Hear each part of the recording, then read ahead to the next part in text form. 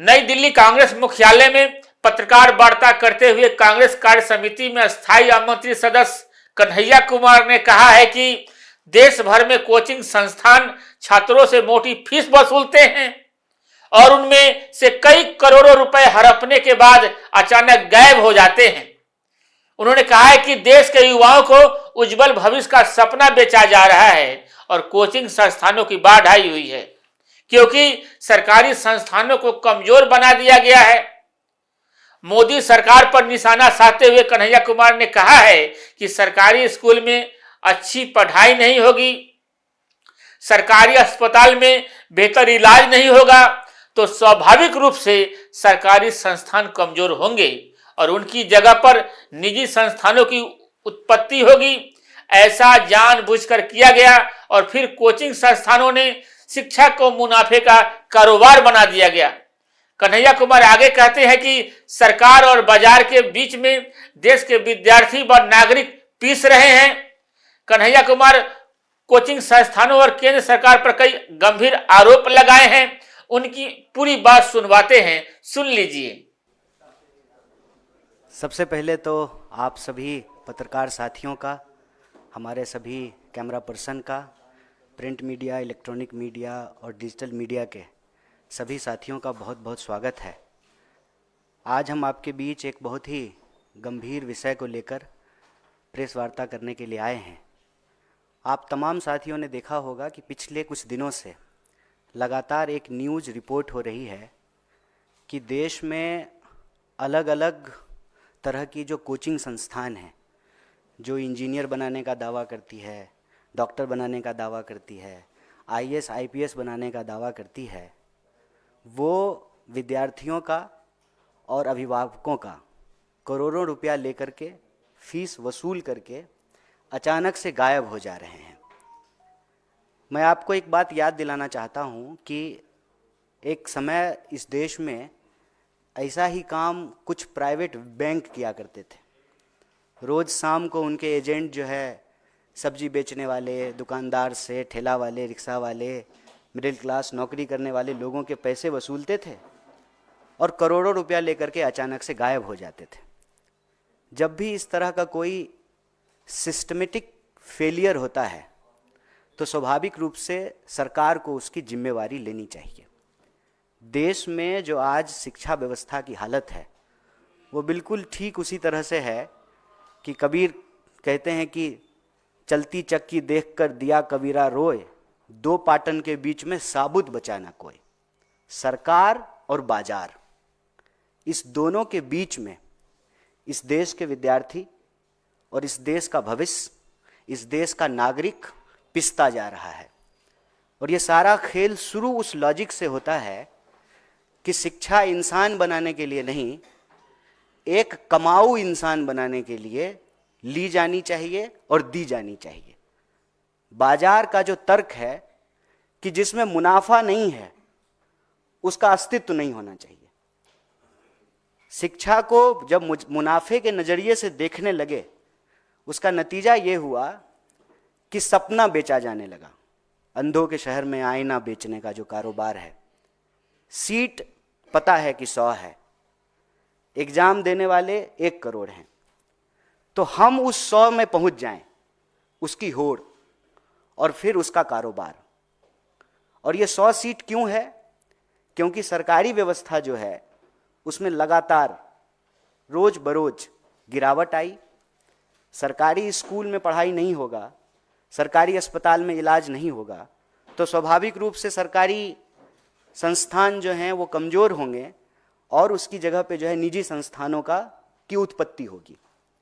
और ये जानबूझ करके किया गया, इसलिए ताकि शिक्षा जो प्राप्त करने वाले लोग हैं वो सिटीजन ना रहें, स्टूडेंट ना रहें, उनको कंज्यूमर बना दिया जाए। और इसी कंज्यूमर सर्विस के लॉजिक के तहत देश भर में कोचिंग की बाढ़ आई। आपने दिल्ली में देखा, बेसमेंट में पढ़ते हुए जो है विद्यार्थी की मौत हो गई। और जब हम मौत की बात करते हैं, भारत में एक संस्कृति है, गांव में अगर किसी की मौत हो जाए तो किसी के घर में खाना नहीं बनता है। सामने से अगर डेड बॉडी जा रही हो तो बिना जात बिना धर्म पूछे हुए लोग उसको नमस्कार करते हैं और कहते हैं कि आत्मा को शांति मिले। लेकिन हम कितने असंवेदनशील हो गए हैं, या हमको व्यवस्था कितना असंवेदनशील बना दिया है कि हर घंटे लगभग 2 स्टूडेंट, 24 घंटे में कम से कम 28 स्टूडेंट सुसाइड कर रहे हैं। और स्थिति यह है कि इस देश में किसान आत्महत्या से नौजवान आत्महत्या ज्यादा हो चुका है। जैसे किसान आत्महत्या के पीछे सिस्टम जिम्मेवार है, उसी तरह से स्टूडेंट की आत्महत्या के लिए भी सिस्टम जिम्मेवार है। और यह सिस्टम जो स्टूडेंट को मार रहा है, एक प्रेशर कुकर बना रहा है, वो सिस्टम ऐसे बन रहा है कि एक तरफ रोज सपने बेचे जाएंगे। 5 ट्रिलियन की इकोनॉमी हो गई है। किसी एक इंसान का एग्जाम्पल ला करके सामने ये दिखाया जाएगा कि इसका पैकेज 1 करोड़ का है, और हर बच्चे को ये प्रेशर दिया जाएगा कि आप भी 1 करोड़ का पैकेज जो है प्राप्त कीजिए। कैसे प्राप्त करेंगे? सीट कितना है, कितना जो है एग्जाम हो रहा है, वैकेंसी कितनी है, free and fair transparent exam कितना होता है, रोजगार कितने उत्पन्न हो रहे हैं, इस पे कोई चर्चा नहीं होगी। रोजगार दिलाने के नाम पर कोचिंग संस्थान बनेंगे और लोगों की गाढ़ी कमाई, नौकरी करने वाले लोग उनकी सैलरी, किसान को उनके फसल से जो कमाई हुई है, जो मजदूर हैं जो रोज मजदूरी करते हैं, पेट काट करके अपने बच्चों को पढ़ा रहे हैं कि हम तो मजदूर हैं, हमारा बच्चा अच्छा इंजीनियर हो जाएगा। और अचानक रातों रात सैकड़ों दर्जनों संस्थान जो है वो बंद कर दिए जाएंगे। क्यों? क्योंकि उन्होंने मोटा फीस जो है वो वसूल लिया है माँ बाप का। और अब स्टूडेंट का क्या होगा वो स्टूडेंट जाने। और आपने देखा अभी गोरखपुर की एक लड़की जेईई की तैयारी कर रही थी और एक बड़ा ही मार्मिक पत्र जो है अपने माँ बाप के नाम लिखा, उसने सुसाइड कर लिया। और ये कोई एक बात नहीं है, मैं कह रहा हूं कि जब 24 घंटे में 28, कम से कम 28 स्टूडेंट सुसाइड कर रहे हैं, मतलब हर घंटे घड़ी का कांटा जब एक बार चक्कर घुमाए तो एक स्टूडेंट कम से कम इस देश में, देश के किसी न किसी कोने में सुसाइड कर ले रहा है। ये गंभीर विषय है, सरकार को इसकी जिम्मेवारी लेनी चाहिए। और शिक्षा बाजार की और मुनाफे की वस्तु नहीं है। मैं आपको याद दिलाना चाहता हूं, अभी सीबीएसई का एग्जाम हो रहा है। सीबीएसई के एग्जाम और रिजल्ट के बाद बड़े पैमाने पे विद्यार्थी सुसाइड करते थे। यूपीए की सरकार ने यह फैसला लिया कि हम किसी को पास फेल नहीं करेंगे, हम ग्रेड देंगे। और हम सब जो पढ़ लिख लिए हैं, मैं पीएचडी कर लिया हूं, आप तमाम लोग जो है अलग अलग पढ़ाई कर लिए हैं, ये रेस कभी अंत होता है क्या? 10वां फर्स्ट डिवीजन पास कर लेंगे तो सब ठीक हो जाएगा, 12वीं फर्स्ट डिवीजन पास कर लेंगे तो सब ठीक हो जाएगा, पत्रकारिता में डिप्लोमा कर लेंगे तो सब ठीक हो जाएगा, इंजीनियरिंग की पढ़ाई कर लेंगे तो सब ठीक हो जाएगा। पीएचडी करके लोगों को नौकरी नहीं मिल रही है। 45 साल में देश में सबसे ज्यादा बेरोजगारी है। इतनी बेरोजगारी हिंदुस्तान के इतिहास में आज तक नहीं था। तो यह जो व्यवस्था, सरकार और बाजार, उसके बीच में इस देश का भविष्य जो पिस रहा है, उस पर सरकार को जो है एक रेगुलेशन लाना चाहिए और इस बात को इंश्योर करना चाहिए कि जितने रिक्त पद हैं ट्रांसपेरेंट तरीके से उस पर एग्जाम हो। कोई ऐसा पेपर नहीं है जिसमें धांधली नहीं होती है, कोई ऐसी नौकरी नहीं है जिसको पैसे दे करके खरीदा नहीं जाता है। तो इस देश के भविष्य के ऊपर, इस देश के नौजवान और विद्यार्थी के ऊपर एक भारी दबाव है और एक सजग समाज के तौर पर, एक संवेदनशील देश के तौर पर इसकी सामूहिक जिम्मेवारी हम सबको लेनी चाहिए। सरकार को ये रेगुलेशन बनाना चाहिए और इस तहत हमारा कांग्रेस पार्टी की तरफ से 3 महत्वपूर्ण मांग है। पहला, आप सरकारी संस्थानों को बेहतर कीजिए। आप सरकारी संस्थानों को कमजोर करके निजी क्षेत्र को भी स्वाभाविक रूप से विकसित होने में बाधा उत्पन्न करेंगे। सरकारी संस्थान ठीक से काम करेगा, बीएसएनएल ठीक से चलेगा, तभी जियो धन धनाधन होगा। सरकारी संस्थानों को तबाह करके निजी संस्थानों को, अभी प्रधानमंत्री जी ने कहा अमेरिका में एक देश के व्यवसायी से जब उनसे प्रश्न पूछा गया, यहां तो प्रेस कॉन्फ्रेंस करते नहीं है, तो उन्होंने कहा कि निजी मामला है। निजी मामला कैसे है सर? सरकारी संस्थाएं, सार्वजनिक क्षेत्र की चीजें ठीक से फंक्शन करेगी तभी निजी क्षेत्र की संस्थाएं और उसकी जो जिम्मेवारी है ठीक तरीके से उसका निर्वहन कर पाएंगे, पहला। और दूसरा कि इस देश में आईएएस बनाने का, इंजीनियर बनाने का, डॉक्टर बनाने का जो एक धंधा है, उसका एक रेगुलेशन होना बहुत जरूरी है। कहने का तात्पर्य यह है कि अगर कोई कोचिंग संस्थान विद्यार्थियों से और उसके अभिभावकों से पैसा वसूला है तो उसकी जिम्मेवारी है कि वो उस कोर्स को पूरा करे। अगर वो उस पे कोर्स को पूरा नहीं करते हैं तो एक तरह का स्कैम है, एक तरह का घोटाला है। सरकार को जो है यह अनियंत्रित जो व्यवसाय है लोगों को बेवकूफ़ बनाने का, उसको जो है नियंत्रित करना चाहिए। और तीसरा, जितने भी रिक्त पद हैं ट्रांसपेरेंट तरीके से उसको भरा जाए, उसके ऊपर जो है अच्छे से जो है एग्जाम हो और बेरोजगारी की समस्या को कम किया जाए, ताकि इस देश के जो भविष्य हैं, इस देश के जो नौजवान हैं, जो विद्यार्थी हैं, जो व्यवस्था में पिस रहे हैं, बाजार और सरकार की इस जो है खतरनाक मौत तक पहुंचाने वाली जो व्यवस्था है उसमें जो पिस रहे हैं, उससे उनको बचाया जा सके। इस विषय पे आप लोगों से बातचीत के लिए मैं यहाँ उपस्थित था। और अभी जब इस संबंधित आपका अगर कोई प्रश्न है तो उसका हम जवाब देंगे। बहुत बहुत धन्यवाद।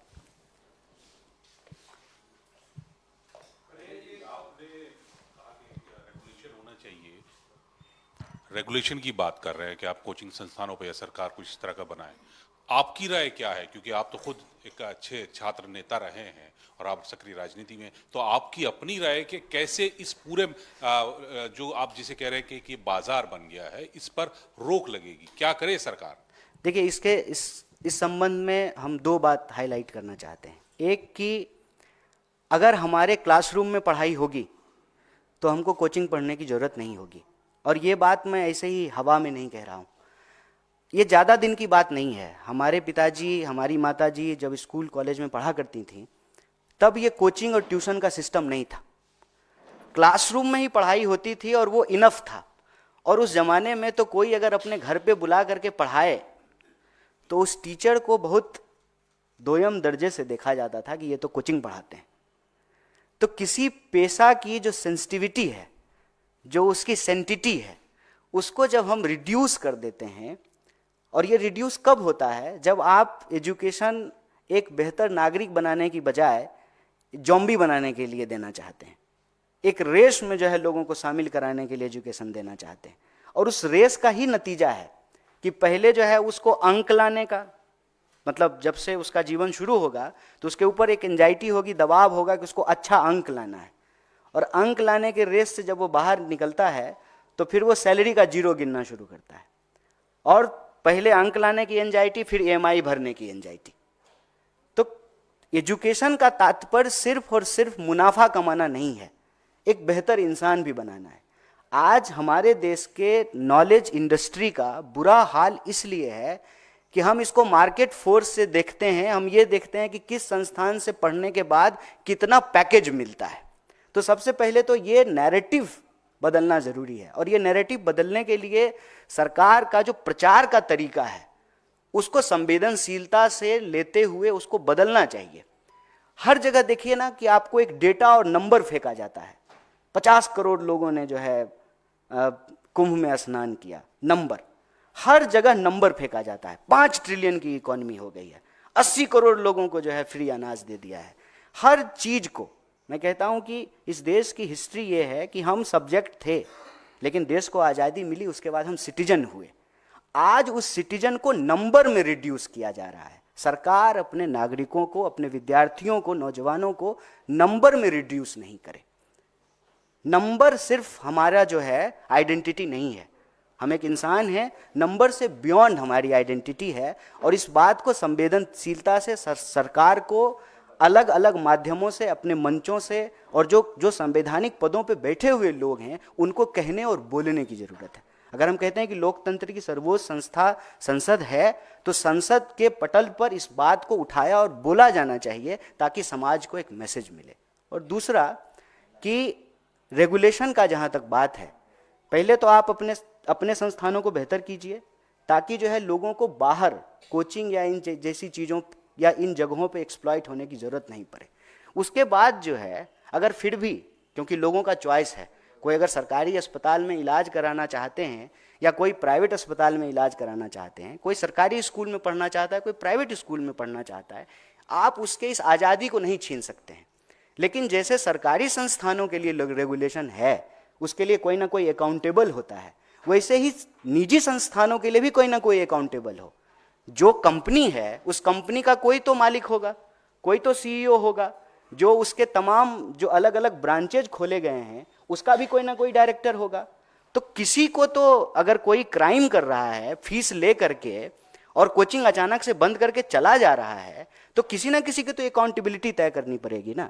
जिसके नाम से उनको कोचिंग खोलने का परमिशन दिया गया है, जिस जगह पे एनओसी लेकर के वो कोचिंग खोली गई है, उसके जो उत्तरदायी लोग हैं फिर उनको पकड़ा जाए कि अगर विद्यार्थियों का पैसा वसूल करके आप अचानक से जो है कोचिंग बंद करके गायब हो जाएंगे। और ये सिर्फ फिटजी का मामला नहीं है, अभी आप देखिए कि दूसरे कोचिंग संस्थान भी पैसा वसूल लिए हैं, स्टूडेंट से पैसा ले लिए हैं और अचानक से बंद करके चले गए। अब वो जो हजारों स्टूडेंट है वो कहाँ जाए, वो कहाँ जाकर के एफआईआर कराए, किस अथॉरिटी के सामने जाए, कहाँ जाकर के अपने इश्यूज और अपने कंसर्न को रेज करे। कोई तो जो है इसको उसका जो है रिस्पॉन्सिबल और अकाउंटेबल होगा। तो सरकार उसकी अकाउंटेबिलिटी ले कि जब आप प्राइवेट स्कूल या प्राइवेट कोचिंग या प्राइवेट संस्थान को इजाज़त दे रहे हैं ऑपरेट करने के लिए, तो जिसको आपने इजाज़त दिया है उसमें अगर कोई डिस्क्रिपेंसीज होती है, कोई क्राइम होता है, तो फिर उसको ही जिम्मेवार भी ठहराया जाए।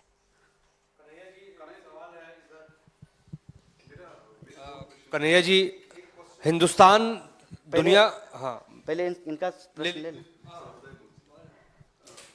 कन्हैया जी, मेरे दो सवाल है। एक सवाल जो आपने फिगर्स बताए कि per day 28 students commit suicide कर रहे हैं, जो कि आप मिनिमम आपने ये बताया। एक तो ये, तो इसकी कुछ बुनियाद है, कैसे आप डेटा बता रहे हैं, कुछ रिसर्च? एनसीआरबी का डेटा है। एक तो ये, दूसरा ये जो आप उद्योग कह रहे हैं एजुकेशन को लेकर, कोचिंग इंस्टीट्यूट्स को लेकर, तो आपको याद होगा ये जो उद्योग शुरू हुआ था ये कोटा राजस्थान, जहां आपकी जो गवर्नमेंट थी कांग्रेस की, बहुत टाइम रही, बहुत सालों चली, तो आपकी उस गवर्नमेंट ने तब नकेल क्यों नहीं कसी उस चीज पे?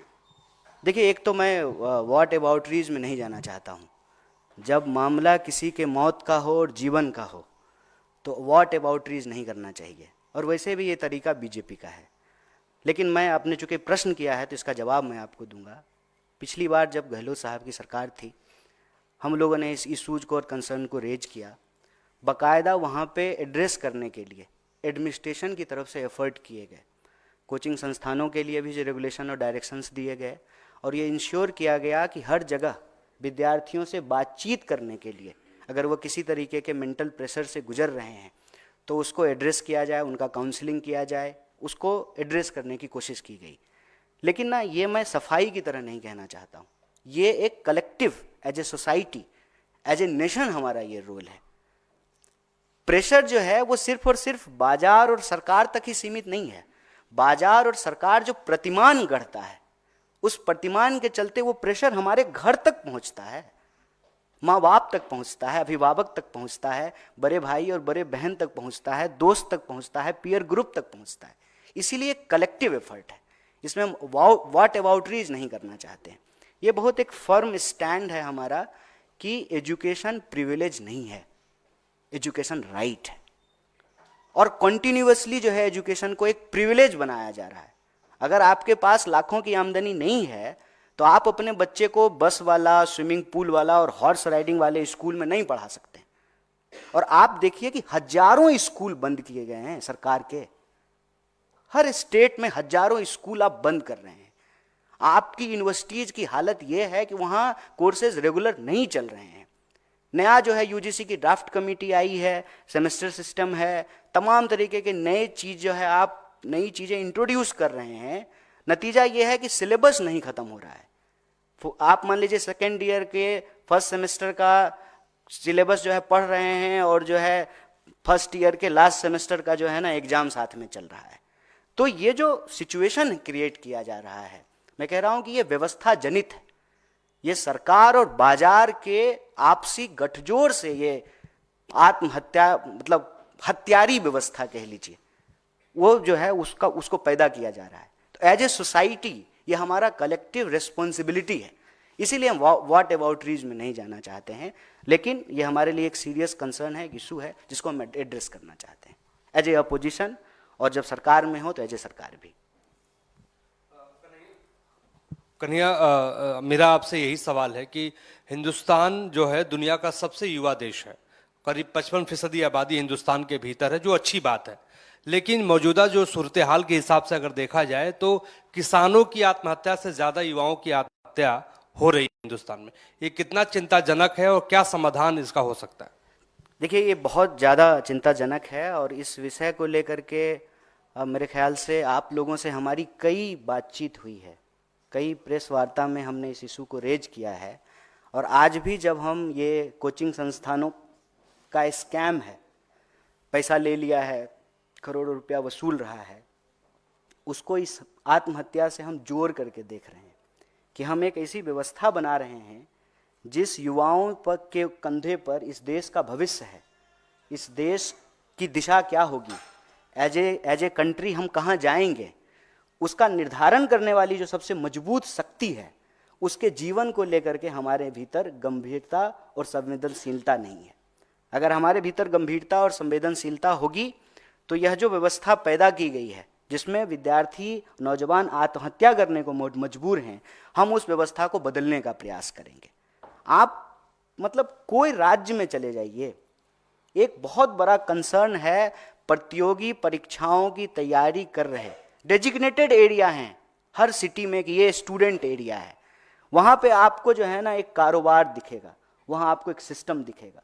सालों से वहाँ पे विद्यार्थी तैयारी कर रहे हैं लेकिन उनको नहीं पता है कि उनका फ्यूचर क्या होगा। क्यों? क्योंकि टाइम पे एग्जाम नहीं हो रहा है। एग्जाम हो रहा है तो एग्जामिनेशन हॉल में पहुंचने से पहले पेपर लीक हो रहा है। पेपर लीक के खिलाफ जब स्टूडेंट सड़क पे उतर रहे हैं तो उनको लाठियां पड़ रही हैं। तो सरकार को इसकी रिस्पॉन्सिबिलिटी लेनी पड़ेगी कि आप कह रहे हैं कि हम दुनिया का सबसे विकसित देश बनेंगे, हम विश्व गुरु बनेंगे, तो हम दुनिया का सबसे विकसित देश और विश्व गुरु तो तभी बनेंगे ना कि जो हमारी सबसे बड़ी आबादी है युवाओं की, उसके लिए हम एक रचनात्मक प्रयास कर पाएंगे। और इस दिशा में जो हमने आपको कहा कि एक तो स्टूडेंट को, यूथ को और इस देश के नागरिकों को नंबर में नहीं रिड्यूस किया जाए, सरकारी संस्थानों को बेहतर किया जाए, वैकेंसीज को समय पे बढ़ा जाए, ट्रांसपेरेंट तरीके से एग्जाम हो, और जो निजी संस्थान हैं उसके लिए जो एक ट्रांसपेरेंट रेगुलेटरी सिस्टम हो कि अगर कोई क्राइम कर रहा है तो उसके लिए उसको एक अकाउंटेबल ठहराया जाए। ये कुछ सुझाव हमको लगता है कि सरकार को एज ए मेजर लेना चाहिए, जिससे ये हम जो अलार्मिंग सिचुएशन है उस अलार्मिंग सिचुएशन से देश को बचा सकते हैं। कन्हैया जी, उपराष्ट्रपति जगदीप धनखड़ ने कहा सीबीआई के डायरेक्टर या अन्य बड़े पदाधिकारियों के सिलेक्शन में चीफ जस्टिस ऑफ इंडिया कैसे हिस्सा ले सकते हैं? यह न्यायिक सक्रियता या अतिक्रमण के बीच पतली रेखा है, इसका असर मोटा होगा। उसके साथ उन्होंने यह भी कहा कि जब यह नियम बना था तब सिस्टम ने घुटने टेके थे, अब समय इस नियम को बदलने का है। अब देखिए, ये सब बहुत बड़ा इशू है। हमारे पास एक बहुत ज़रूरी और गंभीर और संवेदनशील इशू है, तो मैं कोशिश करूँगा कि मैं उसी पे बात रखूँ।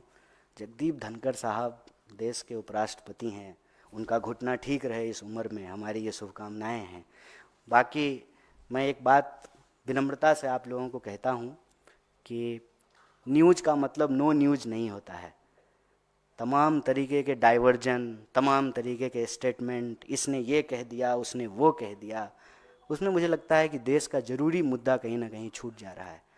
और as a citizen, as a member of the society, इससे बड़ा कोई इशू नहीं हो सकता है हमारे लिए कि लोगों की जान जा रही है हर घंटे, और देश की जो बुनियाद है, उस बुनियाद को जो चलाने वाले लोग हैं, उनके जीवन को लेकर के हमारा कंसर्न सबसे ऊपर होना चाहिए। कन्हैया जी, इसी विषय पे राहुल गांधी ने पिछले कुछ दिन पूर्व ही कहा था कि जब इस कमेटी में पहले चीफ जस्टिस होते थे, प्रधानमंत्री होते, नेता प्रतिपक्ष होते थे, अब जब चीफ जस्टिस को हटा रहे, इसका मतलब दो सरकार को एक में कोई मतलब ही नहीं ठहरता। अच्छा, तो बाकी लोग कह रहे हैं, बाकी लोग कहेंगे, मैं आज इसी विषय पे कहना चाहता हूँ। और जी, आप पूरे एजुकेशन सिस्टम की और इसकी बात कर रहे हैं, इससे एक आगे स्टेप बढ़ के रोजगार की बात भी आपने करी है। और हालत ये हो रही है कि अमेरिका के अंदर जो इलीगल इमिग्रेंट्स हैं भारत आज में, भी वो एक पहुंच जहाज रहे आया हैं। है। आज भी जहाज आने की बात हो रही है, आएगा अभी वो अमृतसर में, और तकरीबन 7 लाख से ज्यादा जो इलीगल इमिग्रेंट्स वहां पर हैं, रोजगार की तलाश में अपना भविष्य तलाशने जा रहे हैं। इसका सोल्यूशन क्या होना चाहिए, इसको भी आप एड्रेस कैसे करेंगे?